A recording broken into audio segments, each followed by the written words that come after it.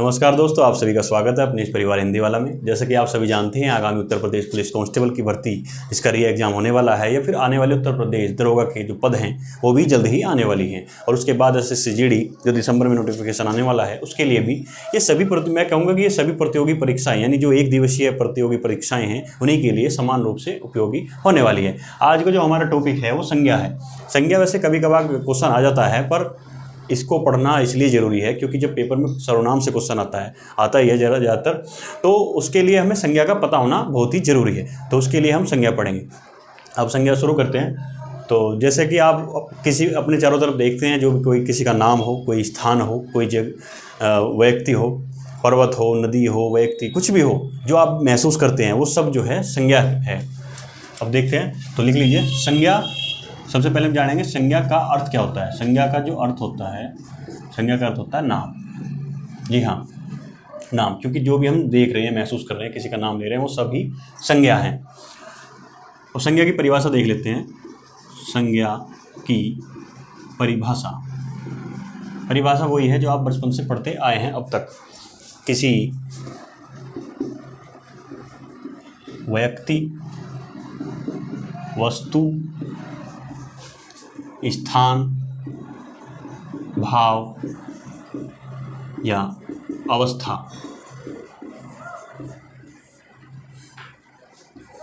के नाम को संज्ञा कहते हैं। व्यक्ति में किसी का भी नाम हो सकता है, जैसे कि मान लीजिए राहुल, कोमल। और वह वस्तु में क्या हो जाएगा, मान लीजिए टेबल, पेन। स्थान में मान लीजिए दिल्ली हो गया, भारत हो गया। भाव खुशी, दुख का भाव। अवस्था जैसे कि बुढ़ापा, जवानी, ये हो जाएंगे। इसका एक छोटा सा हमने इंट्रोडक्शन जान लिया है कि संज्ञा कहते किसे हैं। उसके बाद हम देखेंगे कि संज्ञा के प्रकार। बहुत से जो व्याकरणिक हैं उनके मतभेद है कि संज्ञा के 3 रूप होते हैं, कुछ 5 मानते हैं। तो संज्ञा के हम अब प्रकार देखेंगे कि संज्ञा के प्रकार कितने होते हैं।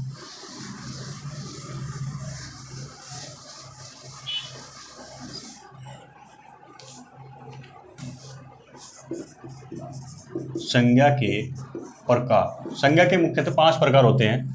पहला हो जाएगा व्यक्तिवाचक संज्ञा,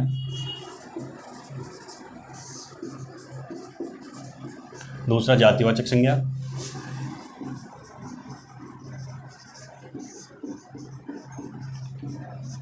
तीसरा भाववाचक संज्ञा,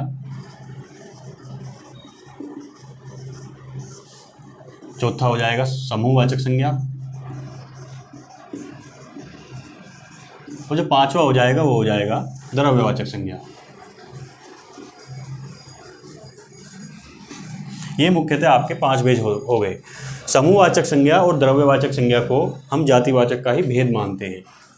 तो व्यक्तिवाचक, अभी इन्हें एक एक करके हम देख लेंगे कि व्यक्तिवाचक संज्ञा जो किसी एक व्यक्ति के बारे में बताए, जातिवाचक संज्ञा जो संपूर्ण जाति के बारे में बताए, भाववाचक संज्ञा जो भी आपको बताया, भाव खुशी का, दुखी का भाव, समूहवाचक संज्ञा जो समूह भीड़ में रहते हैं, और द्रव्यवाचक संज्ञा जो भी लिक्विड चीज़ें हैं या फिर जो हम खाते हैं, तौल से संबंधित वस्तु जो हैं वो द्रव्यवाचक संज्ञा में आ जाएंगी।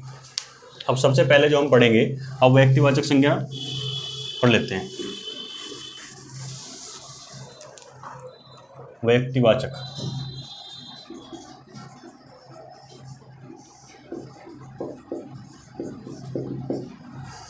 व्यक्तिवाचक जो संज्ञा हो जाएगी जब कोई शब्द किसी एक वस्तु, स्थान, व्यक्ति का बोध कराए, बोध यानी ज्ञान, बोध कराए, तो वह व्यक्तिवाचक संज्ञा कहलाते हैं। जैसे कि एग्जाम्पल देख लीजिए, व्यक्ति में हो जाएगा, जैसे कि मान लीजिए प्रशांत, मैं अपने नाम लिख देता हूँ, प्रशांत जगह में हो जाएगा दिल्ली, आगरा। वस्तु में हो जाएगा गेंद, कुर्सी आदि। अब मैं यहाँ पे कुछ नोट लिखवाने वाला हूँ, जैसे कि नोट लिख लीजिए, बहुत ही महत्वपूर्ण है। व्यक्तियों के नाम,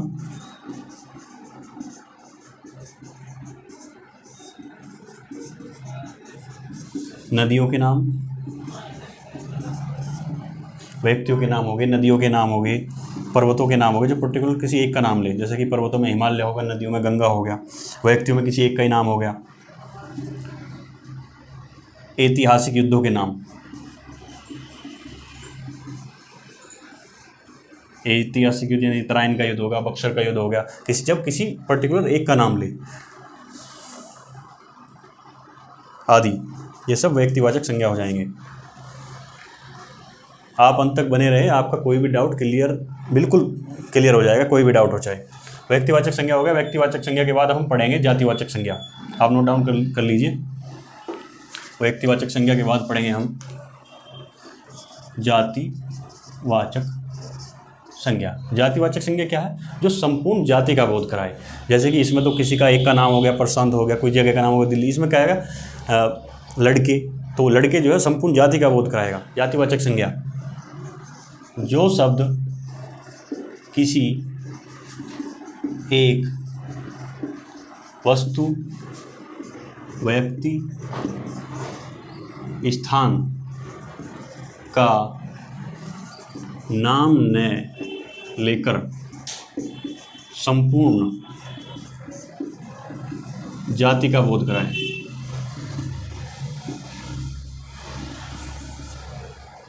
जातिवाचक संज्ञा कहलाता है।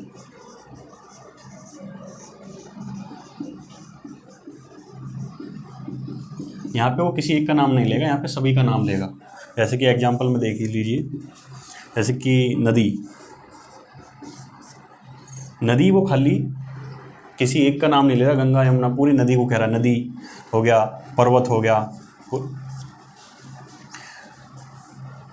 व्यक्ति हो गया, किसी एक के नाम नहीं ले रहा। आम हो गया, आम जो है वो व्यक्तिवाचक संज्ञा जब होगा जब लंगड़ा आम, चौसा आम या फलाना आम कहेगा। और आम अभी एक जगह और आएगा, अभी बता दूंगा। आम, प्रधानमंत्री, राज्यपाल, राष्ट्रपति, ये सभी जो हैं जातिवाचक संज्ञा में आ जाएंगे क्योंकि किसी एक का नाम नहीं ले रहा। अब नोट डाल के लिखेंगे। प्रशासनिक पदों के नाम, व्यवसायों के नाम,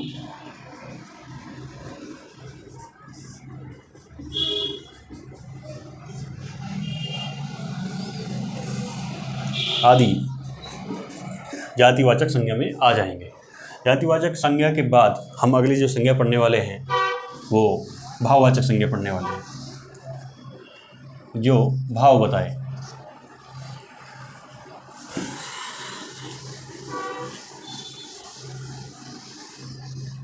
जो शब्द भाववाचक संज्ञा में क्या जाएगा? जो शब्द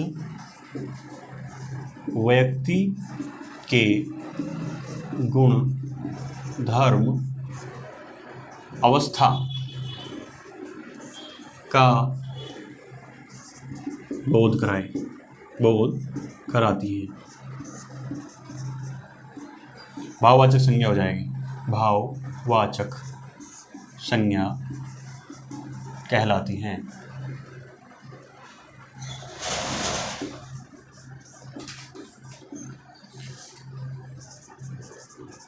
भाववाचक संज्ञा नोट में लिखेंगे।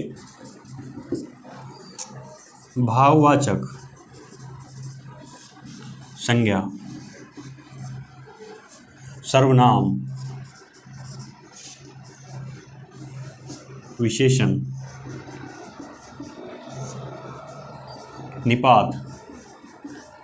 निपात जो होता है वो नए क्षर, मतलब जिसका क्षर जो छोटा न किया जा सके, ये उसके बाद का है।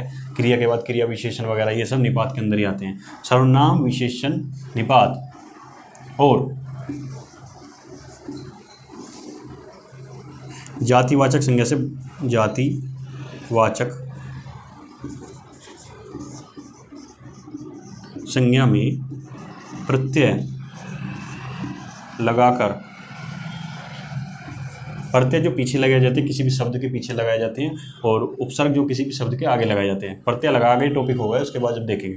प्रत्यय लगाकर बनाई जा सकती है। जैसे कि एग्जाम्पल हो जाएगा बुढ़ापा, इसमें प्रत्यय लगाया, बूढ़े में आपा, बूढ़ा प्लस आपा, बुढ़ापा हो गया, जवानी होगी। मनुष्यता, ये मनुष्यता क्या है? ये सब इनके मनुष्य के भाव हैं। मनुष्यता, मित्रता, एक बिना प्रत्यय के भी आ सकता है, जैसे कि क्रोध, क्रोध एक भाव है। क्रोधी जो हो जाएगा वो विशेषण हो जाएगा। विशेषण क्या है? जो संज्ञा और सर्वनाम की विशेषता बताता है। तो क्रोधी व्यक्ति, तो उसकी विशेषता बताता है, पर क्रोध जो है वो भाव है। क्रोध, ये प्रश्न आ जाता है अक्सर पेपर में। बुढ़ापा, जवानी, मनुष्यता, मित्रता, क्रोध आदि ये भाववाचक संज्ञा में आ जाएंगे। उम्मीद है आपको लेक्चर अच्छा लग रहा होगा। इसके बाद दो संज्ञाएं और बची, वे जो है सब जातिवाचक के अंदर ही आ जाती हैं, द्रव्यवाचक संज्ञा और समूहवाचक संज्ञा। अब हम द्रव्यवाचक संज्ञा को पढ़ लेते हैं एक बार, फिर मुझे कुछ तुलना भी करनी है। द्रव्यवाचक संज्ञा, द्रव्यवाचक संज्ञा। द्रव्यवाचक संज्ञा ऐसे शब्द जो, या जिन्हें लिख लीजिए, जिन्हें मापा व तोला जा सके, द्रव्यवाचक संज्ञा कहलाते हैं। एग्जाम्पल मतलब वो ये जिन्हें नाप मतलब तोला और मापा जा सके, वो सभी द्रव्यवाचक संज्ञा के अंदर आ जाएंगे। जैसे कि घी, तेल, आटा, नमक, चीनी। चीनी है वो चीनी नहीं है, चीनी किसी व्यक्ति का नाम, इस चीनी को हटा दीजिए, फिर आप कन्फ्यूजन में हो जाएंगे। घी, तेल, नमक आदि ये जो है सब द्रव्यवाचक संज्ञा के अंदर आ जाएंगे, जिन्हें मापा और तोला जा सके। इसके बाद एक संज्ञा और रह गई हमारी, वो हो जाएगी समूहवाचक संज्ञा। यहाँ पे आम भी आ सकता है, क्योंकि आम अभी मैं पीछे भी लिया था, क्योंकि मैंने आपको बताया था जो द्रव्यवाचक संज्ञा है वो जातिवाचक का के रूप के अंदर ही काउंट की गई है। तो आम जो है वहाँ पे संपूर्ण जाति का भी बोध कराएगा। जब पेपर में क्वेश्चन आएगा वो द्रव्यवाचक संज्ञा नहीं देगा, तो आपको जातिवाचक संज्ञा लगाना पड़ेगा। अगर वो लंगड़ा आम कह देता है तो पर्टिकुलर किसी एक के बारे में बात करा तो वो व्यक्तिवाचक संज्ञा में पहुँच जाएगा। तो आपको क्वेश्चन के अनुसार देखना पड़ेगा कि क्वेश्चन में पूछा क्या हुआ है। तो आम को तोला जा सकता है, तो इस वजह से द्रव्यवाचक संज्ञा के भी अंदर आ जाएगा। अब रह गई हमारी लास्ट समूह वाचक। अच्छे से लिख लेंगे एक बार मिटोगे। समूह वाचक संज्ञा। समूहवाचक संज्ञा में क्या है? समूहवाचक बहुत से बच्चे को दिक्कत होती है जातिवाचक संज्ञा में और समूहवाचक संज्ञा में। आज इनकी दिक्कत दूर पड़ेंगे। आज समूहवाचक संज्ञा देख लेते हैं। जो शब्द समूह का बोध कराए, समूह का बोध कराती हैं, उन्हें समूहवाचक संज्ञा कहते हैं। समूहवाचक संज्ञा जो है वो जातिवाचक संज्ञा का ही एक भेद है। एग्जाम्पल हो जाएगा जैसे कि संसद, भीड़, मंत्री परिषद, ये सभी के सब समूह का बोध कराते हैं। सेना, कक्षा। देखिए संसद में भी व्यक्ति होंगे, भीड़ में भी होंगे, मंत्री परिषद में भी, पर इनका सबको एक नाम दे दिया गया है। संसद, जो संसद में बैठते हैं उन्हें सांसद बोलते हैं, ये भीड़ हो गया। मंत्री परिषद, मंत्री, सेना में भी लोग होते हैं और कक्षा में भी आदि। और जैसे कि गुच्छा, अंगूर का गुच्छा, ये सब जो है समूहवाचक संज्ञा के अंदर आ जाएंगे आदि। तो यहाँ हमारी संज्ञा खत्म हो गई है, पर अभी मुझे कुछ तुलना करानी है, तो आप बने रहिए। समूहवाचक संज्ञा हो जाएगी। अब हम देख लेंगे, नोट डाल के लिखें। जब व्यक्तिवाचक संज्ञा का प्रयोग जातिवाचक के रूप में हो, कैसे अभी देखते हैं। जब व्यक्तिवाचक संज्ञा का प्रयोग जातिवाचक संज्ञा के रूप में किया जाए। मैं कुछ एग्जाम्पल लिख रहा हूँ यहाँ पे, जैसे कि भारत का नेपोलियन समुद्रगुप्त था।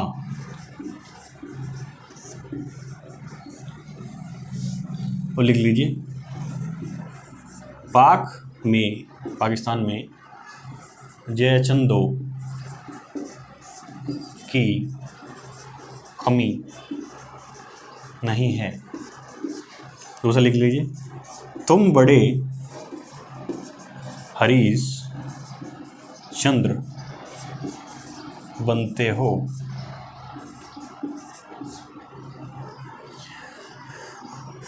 देखिए यहाँ पे जो भारत का न, ये नेपोलियन शब्द, जयचंद शब्द और हरिश्चंद्र शब्द, ये व्यक्तिवाचक संज्ञा थे, पर इनका प्रयोग हमने किसी दूसरे व्यक्ति के लिए किया, तो यहाँ पर ये नेपोलियन, जयचंद और हरिश्चंद्र यहाँ पे जातिवाचक संज्ञा का कार्य करेंगे। देखिए भारत का नेपोलियन समुद्रगुप्त था, तो समुद्रगुप्त के लिए प्रयोग किया गया नेपोलियन का, तो नेपोलियन व्यक्तिवाचक संज्ञा ना होकर जातिवाचक संज्ञा हो गया। ऐसी पाक में जयचंदों की कमी नहीं, यहाँ किसी एक के बारे में बात नहीं कर रहा, बहुत सारों के बारे में बात कर रहा है। जयचंद नहीं, जयचंदों के बारे कमी नहीं, तो वहाँ पर बहुत सारे हैं, तो जातिवाचक का हो जाएगा। तुम बड़े हरिश्चंद्र बनते हो, किसी व्यक्ति को कहा गया कि तुम बड़े हरिश्चंद्र बनते हो, तो मतलब वो यहाँ पे व्यंग्य कस रहा है, तो हरिश्चंद्र उसने यहाँ पे जातिवाचक के रूप में प्रयोग करा। कुछ शब्द हो जाएंगे, अभी ने लिख लेंगे हम कुछ शब्द जो हैं जो प्रयोग किए जाते हैं, वो इसमें सबसे पहले तो नेपोलियन ही हो जाएगा। नेपोलियन, जयचंद, जयचंद,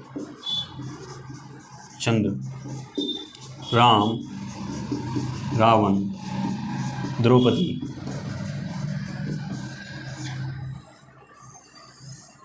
आदि, ऐसे जो आपको नाम मिलेंगे, ये अक्सर जो है जातिवाचक के रूप में प्रयोग किए जा सकते हैं। हमें पेपर में देखना होगा कि ये पूछा कैसे हुआ है।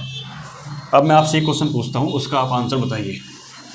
हमारा टॉपिक ख़त्म हो गया है। उम्मीद है आपका कोई डाउट बचा नहीं होगा। अगर कोई समस्या है तो आप कमेंट बॉक्स में नीचे लिख सकते हैं, मैं उसमें सुधार करने की पूरी कोशिश करूँगा। और आपको लेक्चर कैसा लगा वो ज़रूर कमेंट बॉक्स में बताइए, और किसी के पास ये आप वीडियो भेज सकते हैं जिसे इस वीडियो की ज़रूरत है। जैसे कि चौसा आम बहुत मीठा होता है। अब यहाँ पे जो चौसा आम है, अब ये चौसा आम जो है यहाँ पे कौन सी संज्ञा हो जाएगी? व्यक्तिवाचक संज्ञा। व्यक्तिवाचक संज्ञा इस वजह से हो जाएगी, आप कह रहे हैं कि अभी हमने आम पढ़ा था जातिवाचक संज्ञा में भी और द्रव्यवाचक संज्ञा में भी, पर यहाँ पे उसने चौसा आम कह दिया, पूरा नाम लिख दिया, तो यहाँ पे व्यक्तिवाचक संज्ञा हो जाएगा। अगर मैं यहाँ पे खाली आम लिख दूँ, आम बहुत मीठा है, तो आम यहाँ पे ये जातिवाचक संज्ञा भी हो जाएगा और द्रव्यवाचक संज्ञा भी हो जाएगा। पेपर में अगर द्रव्यवाचक संज्ञा दिया हुआ और जातिवाचक दिया हो तो सबसे पहले हम द्रव्यवाचक संज्ञा लगाएंगे। द्रव्यवाचक संज्ञा ना दिया हो तो उसके बाद हम आम को जातिवाचक संज्ञा लगाएंगे, तो हम आम जो हो जाएगा यहाँ पे हो जाएगा द्रव्यवाचक। तो आम एक ही शब्द है, इसको 3-3 रूप या 4-4 रूप में पूछ सकता है वो। ऐसी और भी क्वेश्चन आपसे हल हो जाएंगे। वीडियो अच्छी लगी तो आप वीडियो को लाइक कर सकते हैं, और चैनल पे नए हैं तो चैनल को सब्सक्राइब कर लीजिए। आप सभी का धन्यवाद।